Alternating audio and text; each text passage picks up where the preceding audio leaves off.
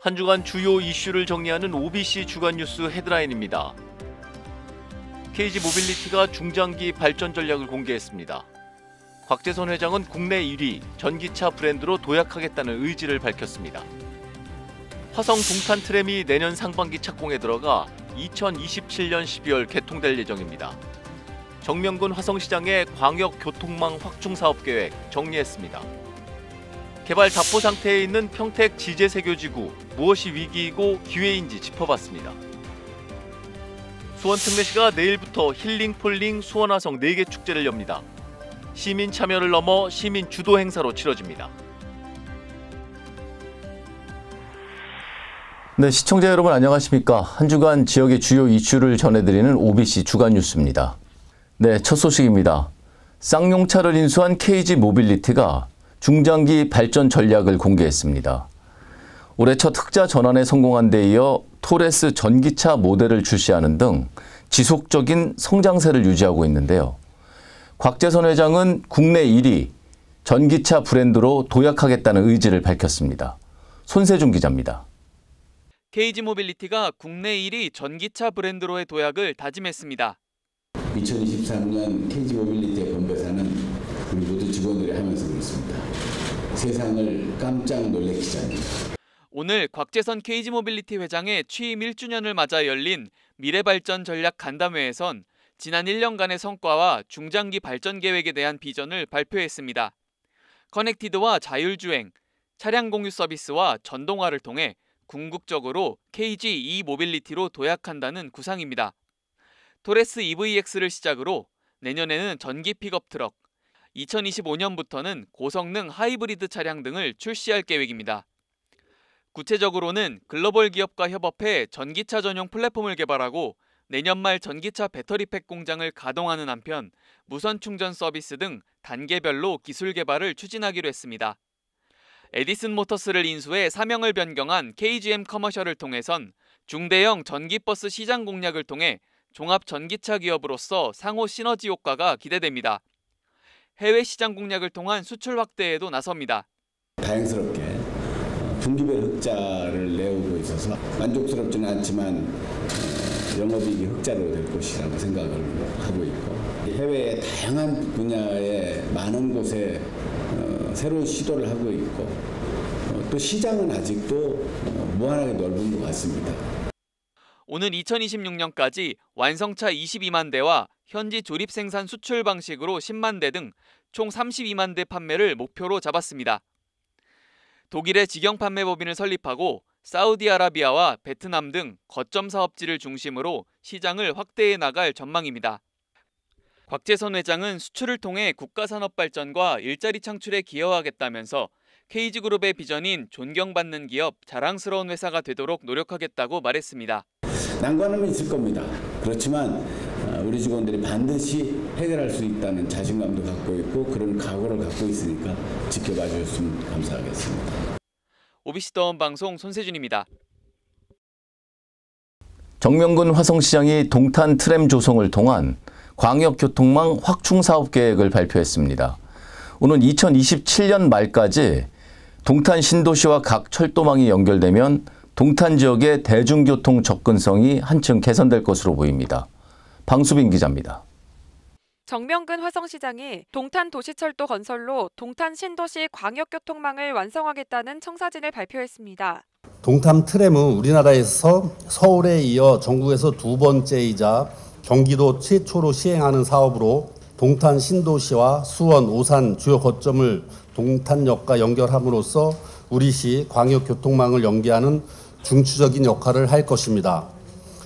동탄 트램은 1호선 병점역부터 동탄 이신도시 공영차고지까지 17.8km를 잇는 구간과 수인분당선 망포역부터 1호선 오산역까지 16.4km를 잇는 구간 등 2개 노선으로 조성됩니다.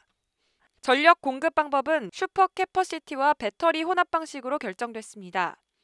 별도의 공중 전원 장치와 전선 없이 달리는 이른바 친환경 무가선 방식입니다. 정 시장은 유사한 형태로 운영 중인 중국 광저우 지하철 그룹과 대만 가오슝시 도시철도 운영사 KRTC를 벤치마킹해 효율적인 운영 방안을 마련하겠다고 말했습니다. 동탄 도시철도 트램은 출퇴근 시 이용하는 단순한 교통수단의 개념을 넘어서 도시와 어울리는 신개념 교통수단으로서 2024년 개통 예정인 GTS 동탄역을 중심으로 광역교통망으로서의 역할을 하게 될 것입니다. 동탄 트램은 차량 설계 등을 거쳐 내년 상반기 착공에 들어가고 오는 2027년 12월 개통될 예정입니다.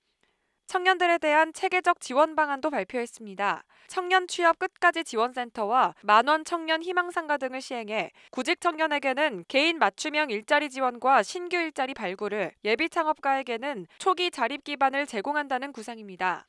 정 시장은 전월세 보증금 대출이자와 월세 지원, 청년 정신건강 증진을 위한 사업도 함께 추진하겠다고 밝혔습니다. OBC 더원방송 방수빈입니다. 평택 지제세교지구는 지제 역세권 최고의 도시개발지구로 많은 관심을 모았습니다. 하지만 급박하게 돌아가는 평택시 도시개발 지도 속에서 지제세교를 둘러싼 문제들은 여전히 답보 상태인데요. 최근 이곳에 불어닥친 위기와 기회를 손세준 기자가 짚어봤습니다. 평택 지제동 일대 83만 제곱미터 토지에 6,300여 세대 규모로 조성 중인 평택 지제세교지구. 지난 2021년 사업이 마무리돼야 했지만 지제세교 도시개발조합 내부 갈등과 환지 문제 등으로 사업은 답보 상태입니다. 지난해 조합장을 교체한 뒤 개발계획과 실시계획인가, 환지계획 등의 변경을 공고했지만 약 3,500억 원으로 추산되는 추가 공사비에 대한 대책을 내놓지 못하고 있습니다. 정부가 지난 6월 지제역세권 콤팩트시티 개발 계획을 발표하면서 지제세교지구의 앞날은 더욱 불투명해졌습니다. 복합환승센터와 함께 교통과 주거가 혼합된 고밀 개발에 평택시 역시 공을 들이고 있는 만큼 지제세교지구에 대한 개발 집중도는 떨어질 수밖에 없다는 우려 때문입니다. 그런데 최근 새로운 업무대행사 선정 입찰에 참여한 A업체가 환지 문제가 불거진 핵심 토지들에 대해 매입 계약을 체결하면서 분위기가 반전되는 듯 했습니다. 환지 과정에서 불필요한 갈등을 없애고 사업 기간을 단축할 수 있다는 기회라는 공감대가 형성됐기 때문입니다. 조합에서 준비하는 개발계획 변경은 어렵다 이런 거예요. 그러면 그걸 일거에 해결할 수 있는 방법은 현재 토지 이용 계획상에서 환지를 재지정하고 대신에 자기가 땅을 갖다가 원하는 만큼 다 사줘서 공유 필지에 들어가면 오히려 조합원들한테 개별 필지할 필지 훨씬 더 늘어난다. 하지만 조합 측은 종합평가에서 최고 점수를 받은 A업체 대신 이사회 요청을 명분으로 B업체를 추가해 낙점한 것으로 알려졌습니다. 현재 지제세교지구에는 사업비 마련을 위한 채비지가 남아있지 않은 상황. 결국 조합원들이 절반에 가까운 토지를 더 내놔야 할 수 있다는 우려의 목소리가 나옵니다. 취재진은 조합의 B업체 선정 과정에 문제가 있다는 제보를 바탕으로 취재를 이어갈 예정입니다. OBC 더원방송 손세준입니다. 수원 특례시가 내일부터 힐링폴링 수원화성 4개 축제를 엽니다. 올해로 3년 차로 접어든 이번 축제는 시민 참여를 넘어 시민 주도 행사로 치러집니다. 방수빈 기자의 보도입니다. 힐링폴링 수원화성은 세계유산축전 수원화성, 수원화성 미디어아트, 수원화성 문화제, 정조대왕 능행차 공동재현 등 수원시의 4개 가을 축제를 아우릅니다. 세계유산축전 수원화성을 시작으로 오는 23일부터 43일 동안 이어집니다.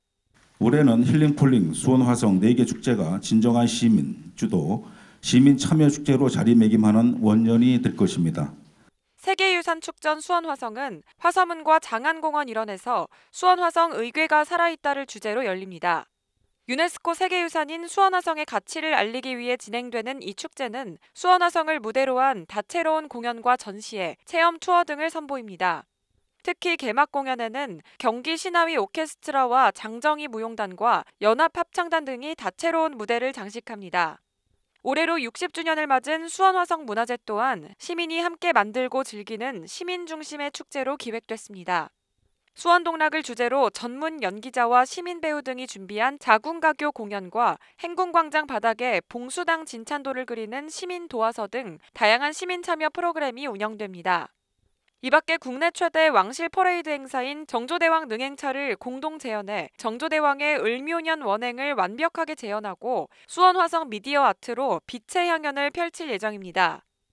자발적으로 시민 참여는 시민 스스로 축제를 내 것으로 인식하는 계기가 되고 시민 참여의 확대로 이루어질 것으로 믿습니다. 시는 이번 축제를 한국형 시민 참여형 축제로 완성시키고 시민의 참여가 또 다른 시민 참여로 이어지는 선순환 고리를 만들겠다고 설명했습니다. OBC 더원방송 방수빈입니다.